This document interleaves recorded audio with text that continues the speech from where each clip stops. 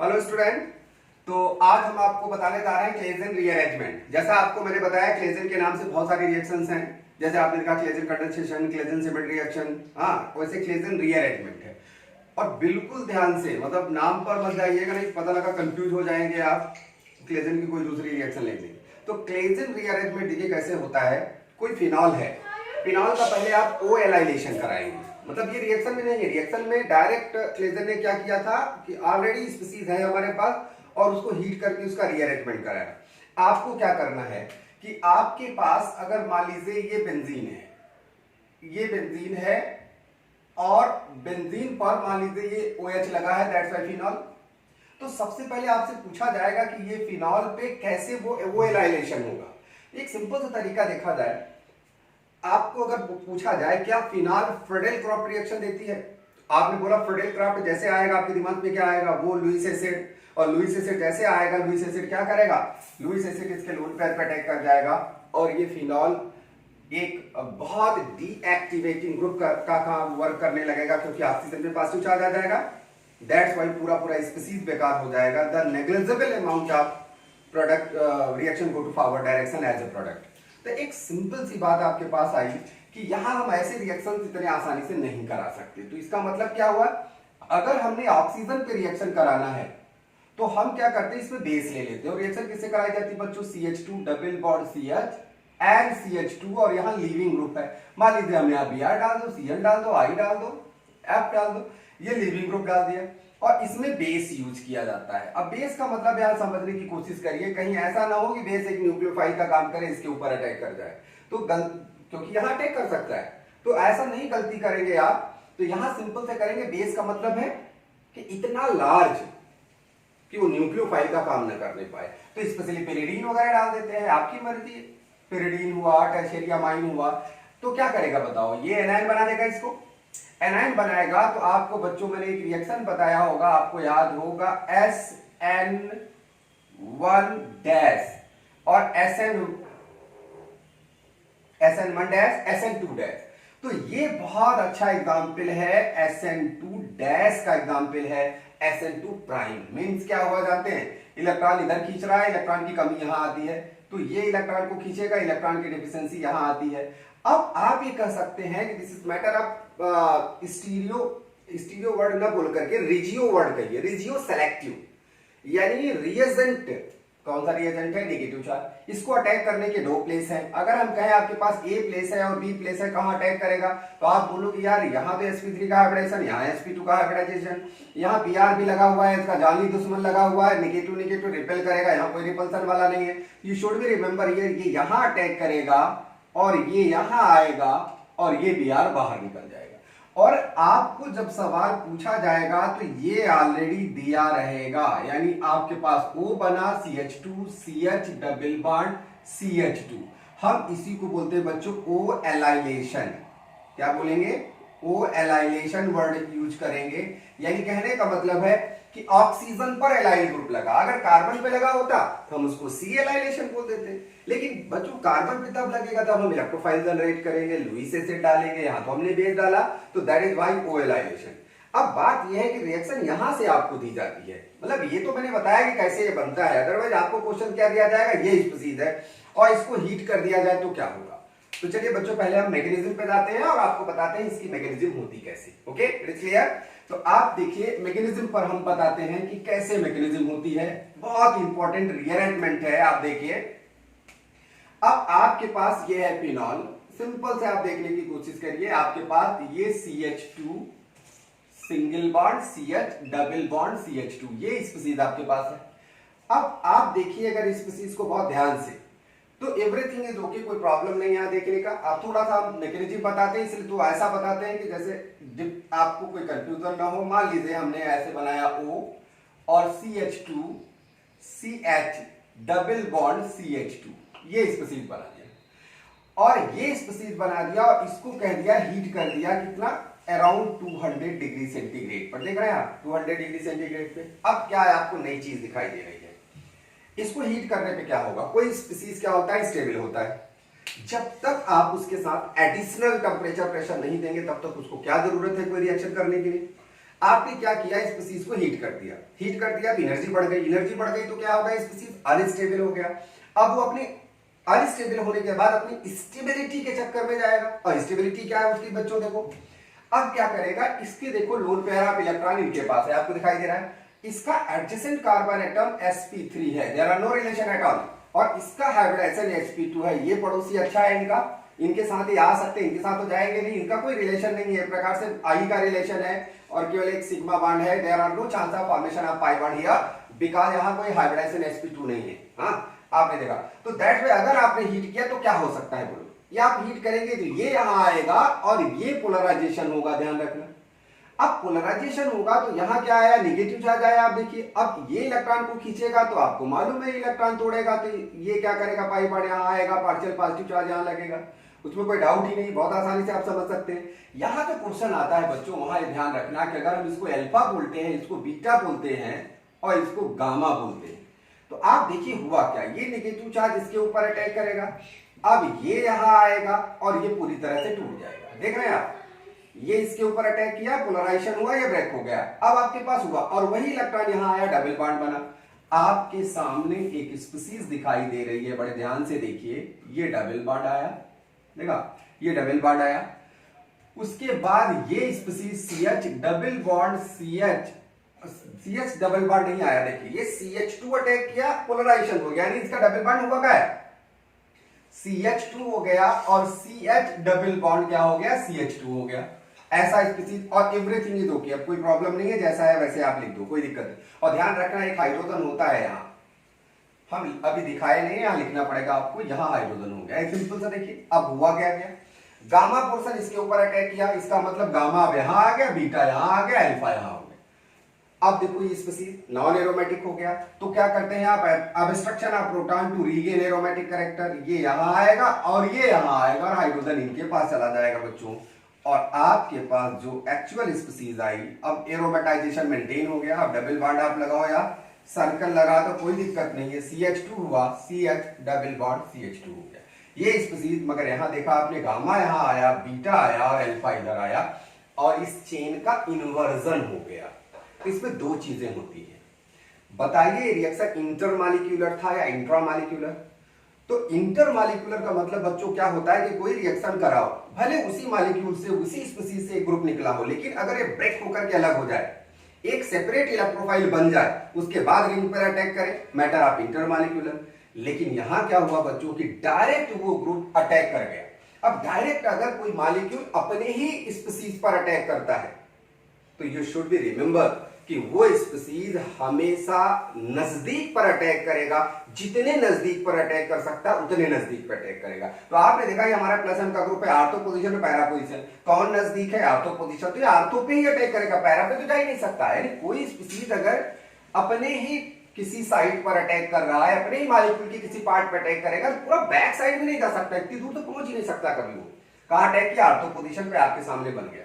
अब पूरे चेन का इन्वर्जन हो गया, तो एक बात आपको रीअरेंजमेंट क्या जानना है, this is the intramolecular, intramolecular है, और बहुत ध्यान से रखिए, इंट्रामॉलिक्यूलर रीअरेंजमेंट पहला पॉइंट। सेकंड पॉइंट, इसको हम बोलते हैं कि सिग्मोट्रोपिक, एक वर्ड यूज किया जाता है रीअरेंजमेंट, ये भी आप ध्यान रखने की कोशिश करिए। सिग्मोट्रोपिक रीअरेंजमेंट का मतलब क्या होता है, inversion of the chain take place. क्या होता है बच्चों, inversion of chain take place, यानी यहां क्या हो गया, पूरी चेन का क्या हो गया, इन्वर्जन हो गया। तो ये इसका बेसिक पॉइंट है। अब आपसे पूछा क्या जाता है क्वेश्चन बच्चों, क्या पैरा पोजीशन पर यहां रिएक्शन नहीं होती, क्या रीअरेंजमेंट ये ग्रुप हमारा पैरा पोजीशन पे नहीं जाता, तो पैरा पोजीशन पर सिंपली आप देखिए, अगर आर्थो पोजीशन, यानी कितने आर्थो पोजीशन हो गए बच्चों, दो आर्थो पोजीशन, इधर भी है इधर भी है, अगर दोनों आर्थो पोजीशन ब्लॉक्ड हैं, ब्लॉक मीन पहले से सब्स्टिट्यूटेड है, ऐसे कंडीशन पर पैरा पर रिएक्शन होगी। But don't confuse, direct para पे तो अटैक ही नहीं कर सकता। इसका मतलब क्या होगा, इसका मतलब इस चेन का दो बार इन्वर्जन होगा, और इसी चीज को आप यहां ध्यान रखना। It is only possible when ortho position, both ortho position is already substituted, then ये चीज आपको बहुत केयर करना है। चलिए हम उस पर बात करते हैं बच्चों। आगे देखिए, आगे आप देखेंगे कि जब हम दोनों आर्थो पोजीशन सब्स्टिट्यूट करके आपसे बताते हैं क्या होगा।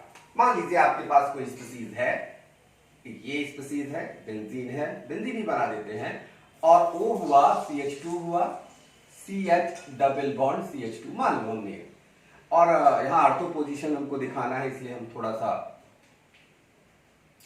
स्पीसीज को ऐसे बताते हैं। मान लो CH2 हुआ, CH डबल बॉन्ड CH2, ये हमने स्पीसीज दे दिया, और यहां भी पता लगा R लगा है, और पता लगा यहां भी R लगा है। अब ये सब्स्टिट्यूटेड है, आप क्या करेंगे आप, और आपको करना क्या है, आपने हीट कर दिया इसको, कितना 200 डिग्री सेंटीग्रेड तक आपने हीट कर दिया। अब क्या होगा बच्चों, अब वही कंडीशन होगी, ये यहां आएगा, ये नेगेटिव चार्ज यहां आएगा। अब देखो ये अल्फा है, ये बीटा है, ये गामा है।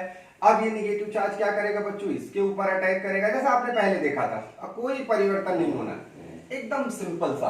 अब आप चेन को देखने की कोशिश करिए, सब कुछ सेम है, डबल बॉन्ड ये हो गया, और आप देखो ये R लगा है, चलो लिख ही देते हैं, कोई प्रॉब्लम नहीं है। नया ग्रुप जो आया वो क्या आया बच्चों, CH2 आया, CH आया, डबल बॉन्ड CH2 आया, बट कैसा हुआ, गामा हुआ, बीटा हुआ और अल्फा हुआ। Inversion of the chain take place. अब यहां बहुत ध्यान रखने की जरूरत है कि बेंजीन पर अटैक करने वाला स्पीसीज हमेशा इलेक्ट्रोफाइल होगा। ऐसा मत करिएगा कि ऐसा कर दीजिए कि चलो यार ये यहां आया, नेगेटिव चार्ज है, इसके ऊपर अटैक कर गया। ना, होता क्या है पता है कि ये नॉन एरोमेटिक है। अब नॉन एरोमेटिक है, और यहां ध्यान रखिएगा यहां भी R है, यहां भी R है, और यहां भी R लगा है, इधर तो रिएक्शन हो नहीं सकती थी। तो होगा क्या, पता लगा ये एरोमेटिसिटी के चक्कर में इसको ब्रेक करता है। देखिए इसको ब्रेक किया, और ये यहां आया नेगेटिव चार्ज। अब देखो यहां हाइड्रोजन है पहले से, और ये जो नेगेटिव चार्ज आया, अब ये ब्रेक करेगा तो क्या होगा, ये इधर जाएगा, पॉजिटिव चार्ज यहां आएगा, तो ये यहां अटैक कर गया, ये यहां चला गया, और ये ब्रेक हो गया। अब आपके सामने क्या दिखाई दे रहा है, गामा कहां आ गया, इसके पास आ गया।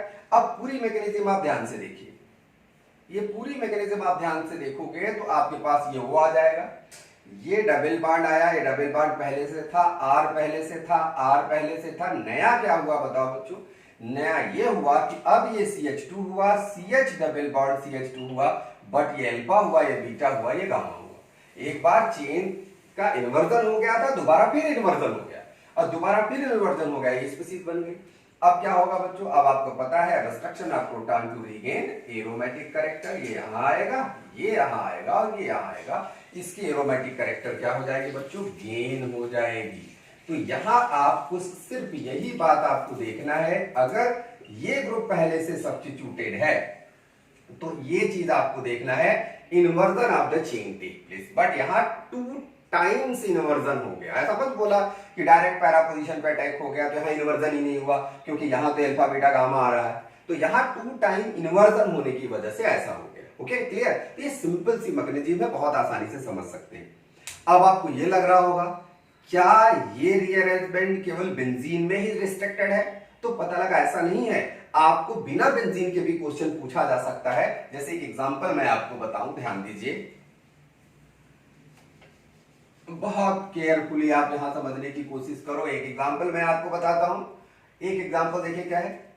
मान लीजिए मैंने आपको कोई स्पीसीज दे दिया R है, और ऐसे स्पीसीज दे दिया CH2। देखो बिल्कुल एकदम आप उसी तरीके से स्पीसीज है जैसा आप अभी मैंने आपको बना के दिया था, जैसे CH2 ये स्पीसीज हो गया। अब इसको अगर हम हीट कर दें, अब ये एप्लीकेशन है, छोटा एप्लीकेशन है इसका, और बहुत आसानी से आप इस बात को समझ सकते हो। क्या हुआ, आपने हीट कर दिया, अब देखो इसके पास लोन पेयर है, यहाँ का हाइब्रिडेशन क्या है, sp2 हुआ, यहाँ का हाइब्रिडेशन क्या है, sp3 है, इधर से कॉन्जुगेशन है नहीं, कॉन्जुगेशन यहाँ से है। आप हीट करोगे तो क्या होगा बच्चों, ये यहाँ जाएगा और ये नेगेटिव चार्ज यहाँ आएगा, और जैसे ये नेगेटिव चार्ज आया, यहाँ CH2 है ध्यान रखना, और ये इसके ऊपर अटैक करेगा, ये यहाँ जाएगा और ये ब्रेक हो जाएगा। यानी ये अल्फा है, ये बीटा है और ये गामा है। अब क्या हुआ देखिए बच्चों, आपके सामने R हुआ C और ये है, ऐसे बना दो जैसा आपको समझ में आता है। इसका मतलब यहाँ C डबल बॉन्ड हो गया, यहाँ क्या है CH2 है, आप दिखाई दे रहा है, ये CH2 ये वाला हो गया CH2, और CH डबल बॉन्ड CH2 हो गया, और ये जो इन्वर्जन ऑफ द चेन हो गया तो आप बोलोगे गामा हुआ, बीटा हुआ, और क्या हो गया, अल्फा हो गया। अब टाटोमेरिज्म अगर आप कराओगे तो पता लगा कीटो इनॉल में कीटो ज्यादा स्टेबल है इनॉल से, तो जैसा का तैसा बना रह जाएगा। देखा आपने, यही आपके पास प्रोडक्ट बनेगा, इससे आगे कुछ नहीं बनेगा। तो ऐसे छोटे मोटे क्वेश्चन आपसे पूछ लेते हैं और बहुत आसानी से आप समझ सकते हैं। देखिए सेकंड लेवल पे अगर आपसे पूछा जाए इसका, यानी सेकंड लेवल इसका एक्सट्रैक्शन देखा जाए, थोड़ा आगे लेवल पर इसका एप्लीकेशन पूछा जाए, इतना बहुत इंपॉर्टेंट नहीं होता। मगर आप देखिए कभी कभी क्या होता है कि जैसे मान लीजिए अभी मैंने आपको कॉम्प्लिकेशन क्या बताया कि मान लीजिए हमारे आर्थो पोजीशन सब्स्टिट्यूटेड है और कुछ स्पेशल दिया है। देखो जैसे मान लीजिए आपके पास O है और CH2 है और CH डबल बॉन्ड CH2 है, ये स्पीसीज है। मान लीजिए ये ब्लॉक है और ये भी ब्लॉक है, यहां आर लगा है। अब देखो और हमारा पैरा भी मान लो ब्लॉक है, मान लो पैरा भी ब्लॉक है, यहां भी आर लगा है। अब क्या करो, और मान लो यहां कोई ग्रुप लगा दूं मैं, सपोज मान लो CH है, डबल बॉन्ड CH लगा करके हम यहां आर लगा दिए। अब देखो ये स्पीसीज में अगर हम हीट कर देंगे तो क्या होगा। देखो ये सेकंड लेवल का एक्सटेंशन है, ध्यान रखना, बहुत ज्यादा वो नहीं करना है, बस केवल आपसे पूछते हैं कि क्या हो सकता है अगर हम हीट कर दें। तो बच्चों देखो हीट करोगे तो आपको पहले पता है यार इसका तो कुछ होना नहीं, sp3 का हाइब्रिडेशन है, आपको यही ध्यान देना है कि इनका कुछ नहीं होना है, यहाँ का हाइब्रिडेशन है sp3। आप हीट करोगे होगा यही, ये निगेटिव चार्ज आएगा और ये इसके ऊपर अटैक करेगा और ये यहां आएगा, यानी जैसा पहले होता था अभी हो गया, कोई प्रॉब्लम नहीं, एकदम बिल्कुल कोई न्यू थिंग्स नहीं आया। आपके पास यहाँ डबल बॉन्ड आ गया, यहाँ आर लगा है, लगा रहने दो यार, यहाँ भी आर लगा है, यानी हमारा आर तो भी ब्लॉक है, पैरा भी ब्लॉक है, पहले से ब्लॉक है। अब देखो जैसा है वैसा रहने दो, ये डबल बॉन्ड, यहाँ डबल बॉन्ड, बट यहाँ क्या हुआ बच्चों, यहाँ जो स्पीसीज थी वो क्या हो गया बोलो, यहाँ क्या लग गया, अब यहाँ हो गया CH2 CH double bond CH2। But अगर हम इसको अल्फा, इसको बीटा, इसको गामा बोलेंगे बच्चों, तो ये गामा हो गया, बीटा हो गया, ये अल्फा हो गया। और यहाँ बच्चों क्या है, CH डबल बॉन्ड CH है और हमने यहाँ R लगा दिया, R जानबूझ के लगाया जैसे कोई कंफ्यूजन ना हो। अब ये स्पीसीज एरोमेटिक तो है नहीं, मगर हाइड्रोजन है कहाँ, ये ध्यान रखना है, मेटा पे रिएक्शन नहीं होने वाली है किसी भी कंडीशन पर, because this is not Meta directive. तो एक सिंपल सा तरीका देखिए अब क्या होगा। अब होने का कंडीशन में क्या होता है, अब ये एरोमेटिसिटी के चक्कर में क्या होता है, इसी को ब्रेक कर ले जाता है। कौन सा ब्रेक हो जाएगा बोलो, अब ये ग्रुप अगर ब्रेक हो गया, ये देखो ये ब्रेक हो जाता है और ब्रेक होने के बाद ये यहां अटैक कर, देखो इसको ये तोड़ता है और ये यहां जाता है और ये निगेटिव चार्ज आता है, निगेटिव चार्ज कहां अटैक कर जाता है, यहां अटैक कर जाता है और ये यहां आ जाता है, देखा आपने, यानी ये तो गया टूटकर, पाई बॉन्ड यहां प्रेजेंट हो गया। अब इसको बहुत ध्यान से देखने की कोशिश करो, बहुत आराम से आपको ये बात समझ में आ जाएगी। देखिए क्या हो गया, आर है रहने दो, उसमें हम कुछ नहीं करने जा रहे हैं, ओ है इसको भी रहने दीजिए। अब यहां क्या हुआ देखिए, पूरा टूट गया, और अगर ध्यान से देखिए, और गामा देखो यहाँ बीटा है, अल्फा पोजीशन यहां आ गई, और कहां आ गई देखिए डबल बॉन्ड CH, कोई कंफ्यूजन है बहुत आसानी से देख सकते हो, C हुआ और यहाँ ये H लगा हुआ है और यहाँ लगा है R, इसको लगा रहने दीजिए। अब ये जो CH2 है और CH डबल बॉन्ड CH2 है, इसका चेन का इन्वर्जन हो गया और क्या हो गया बच्चों, अल्फा यहां आया, बीटा यहां आया और गामा यहां हो गया, ये स्पीसीज आ गई। अब स्पीसीज अब भी एरोमेटिक नहीं है, बताओ अब क्या होगा, ऐसे में abstraction of proton to regain aromatic character, इसका इलेक्ट्रॉन यहां जाएगा, इसका यहां आएगा और इसका यहां आएगा। तो आपके पास बच्चों जो इसका एक्चुअल प्रोडक्ट बनेगा वो आपके सामने है। हम इसको सर्कल भी लगा सकते हैं, कोई प्रॉब्लम नहीं, एरोमेटाइजेशन हो गया, ये OH हो गया, कोई प्रॉब्लम नहीं, R अपनी जगह पे रहने दो, R अपनी जगह पे रहने दो, प्रॉब्लम ही खत्म। अब क्या हो गया बताओ बच्चों, अब हो गया ये स्पीसीज हमारा CH है, डबल बॉन्ड यहां आया, ये CH हो गया, ये R हो गया, H यहां तो गया, R हो गया, और ये species CH2 CH double bond CH2 हो गया। तो आपके पास आपने देखा ये स्पीसीज बन गई और इसका एरोमेटाइजेशन भी हो गया। तो ये बच्चों बहुत आसानी से ये रिएक्शन को आप समझ सकते हैं। रीअरेंजमेंट क्लेजन जानिए, वो एलाइलेशन पहले से आपको दिया रहेगा, आपको सिर्फ हीट करना है, हीट करके इसका रीअरेंजमेंट करना है। ओके।